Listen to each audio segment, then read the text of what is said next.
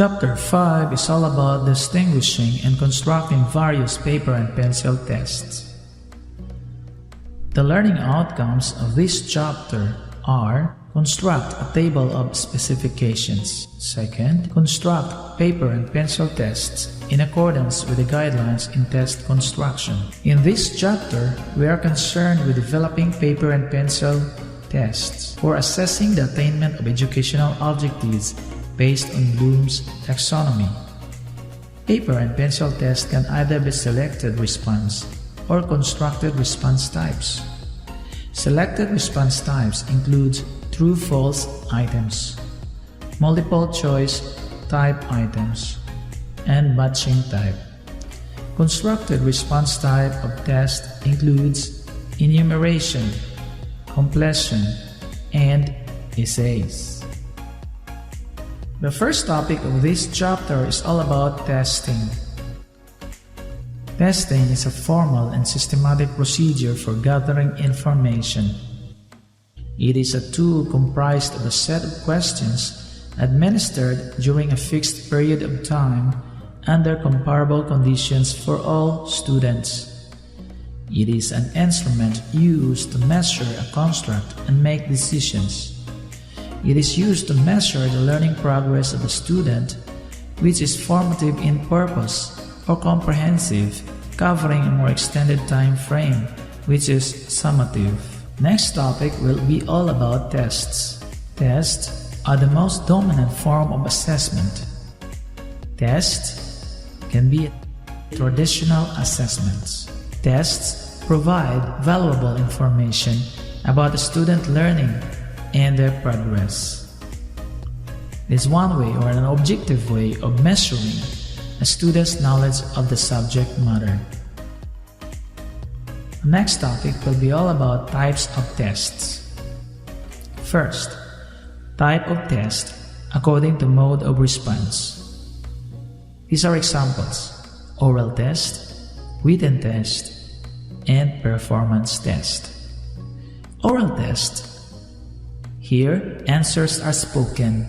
It can be measured through oral communication.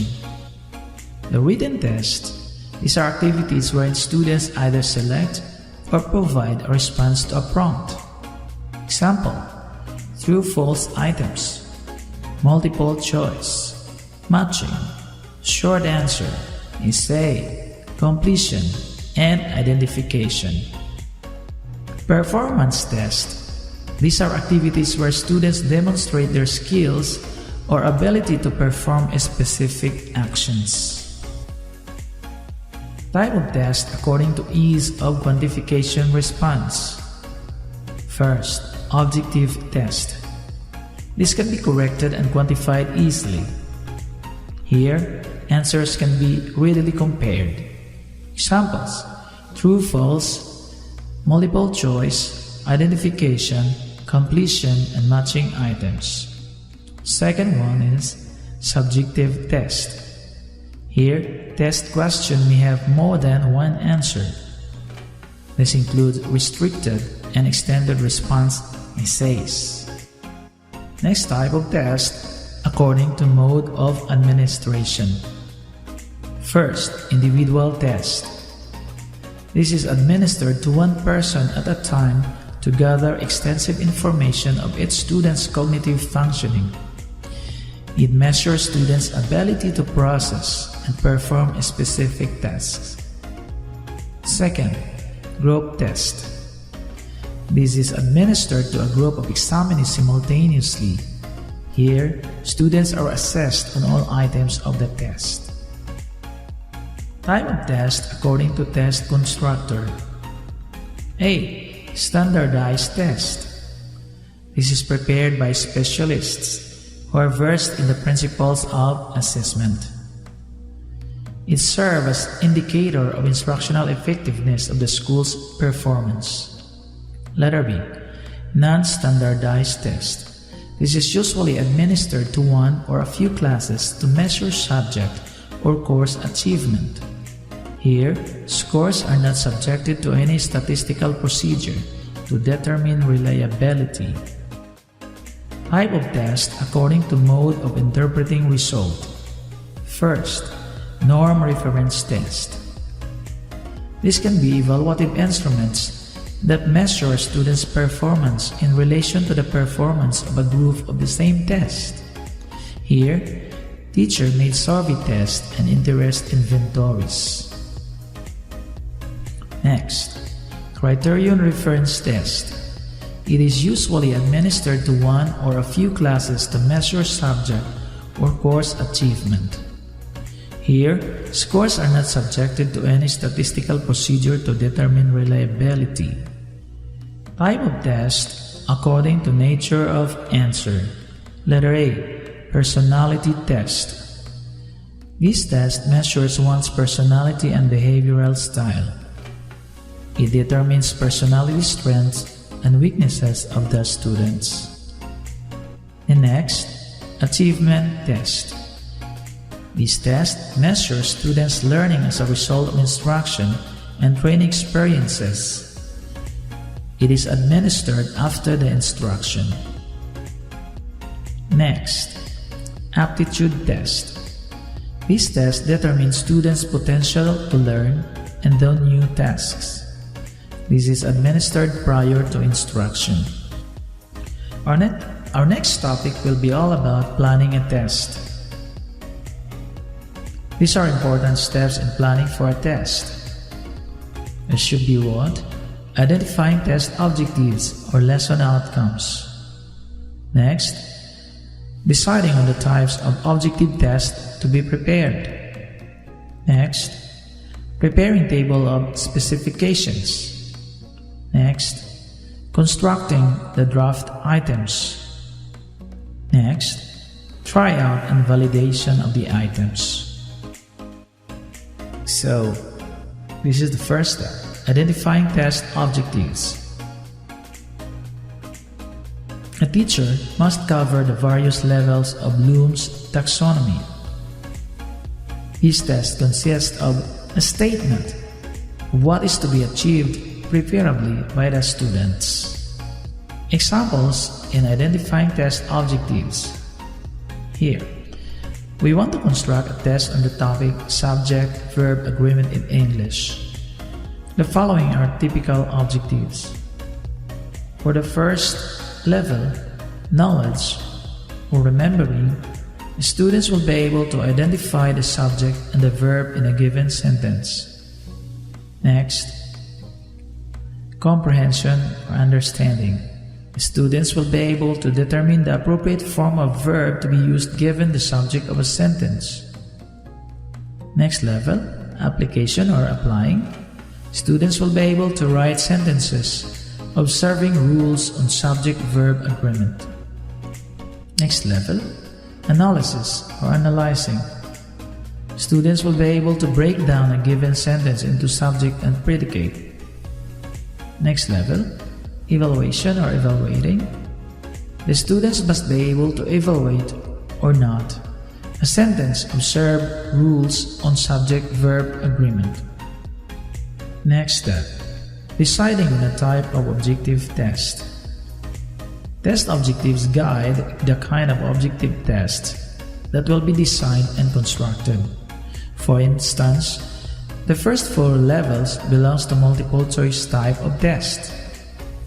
And next, for application and judgment, we may opt to give an essay or modified essay. This is the principle of constructive essay. Here is an example of preparing a table of specification. This is a two-way type of table of specification. If we are going to look at the TOS or table of specification, you can find the levels of Bloom's taxonomy. And the first, recalling, next understanding, next applying, next analyzing, next evaluating, and next is creating. And here are the objectives that we have read before and we have prepared. Identify subject verb, form appropriate, write sentences observing rules on subject-verb agreement, determine subject and predicate, Evaluate whether or not a sentence observes rules on subjective agreement. Formulate rules on subject-verb agreement. And these are the items here. Item numbers present in the test. Okay. And we have also the numbers of items on the right side. And this is the positioning of numbers on the left. And the percentage of the numbers of items that we have. The total of 100%. Constructing the test items. The actual construction of test items follows the table of specification. It is better to create more items and choose what is included in the final draft of the test. Item analysis and tryout. Test drop is tried out to a group of pupils or students. The purpose of it is to determine item characteristics through item analysis, or to determine characteristics of the test validity, reliability, and practicality. True or false test. Here, students are going to judge whether a factual statement is either true or false. They will undergo assessing surface level knowledge, but can be crafted to assess higher order thinking also. These tests assess more content areas in an examination. They are also easy and quick to mark. It can have a higher probability of guessing the right answer in true or false responses. These tests offer little insight into why students may answer incorrectly. Necessarily absolute, it can be difficult to write questions that are unambiguously true or false. These are the tips for developing true or false questions. First, avoid negative and double negative statements. Next, keep the proportion of false statements slightly higher than true statements. Why? Because students tend to guess true on uncertain questions. Here in this test, you are going to avoid trivia. And make sure that your true-false questions directly assess learning goals. Teacher also will be asking students to explain their answer, and that can be optional.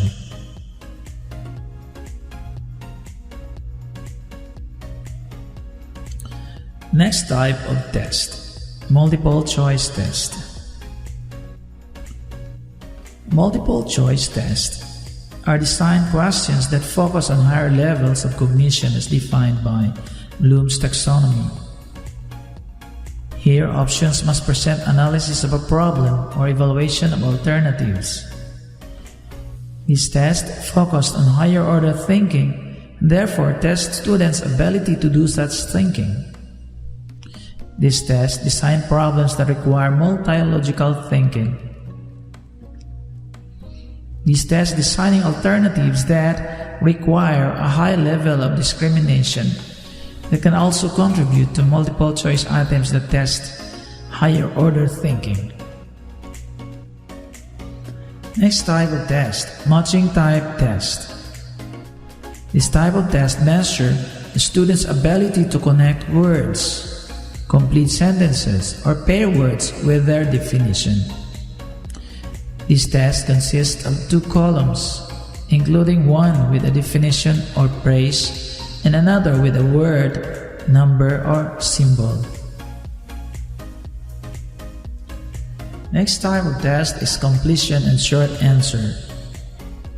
This can be objective supply type test, completion and short answer. These tests require learners to construct a response to a question or directive. Here, subtypes differ in terms of the structure of the response needed to answer the item. 2 variants are completion type, also known as gut feeling, and short answer type. Next type of test is essay. It is an assessment technique that requires students to thoroughly respond to a question or prompt. Here, they should be developing, organizing, and writing original composition. This is a test to assess students' abilities to construct a logical, cohesive, and persuasive writing piece. This test requires the pupils to plan his own answer and to explain it in his own words.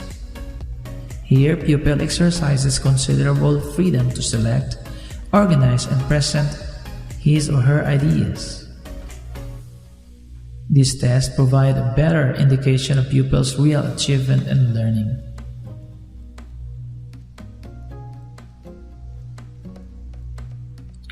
Constructing effective essay. First, begin with the lesson objectives in mind. Next, decide if your goal requires a restricted or extended response. If you are including more than one essay, be cognizant of time constraints. Next, don't punish students because they ran out of time on the test. Next, write a question in a novel or interesting manner to help motivate the student. Next, state the number of points that essay is worth. Next, provide them with a time guideline to help them as they work through the examination. Next, if your essay item is part of a larger objective test, make sure that it is the last item on the examination.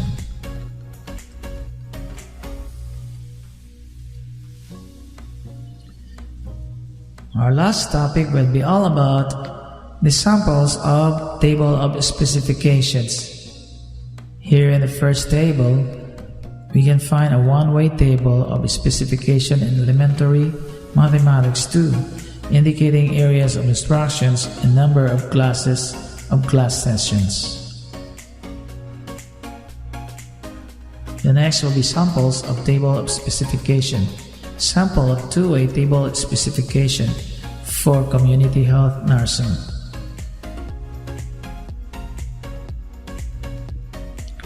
And the last one is also a sample of table of specifications.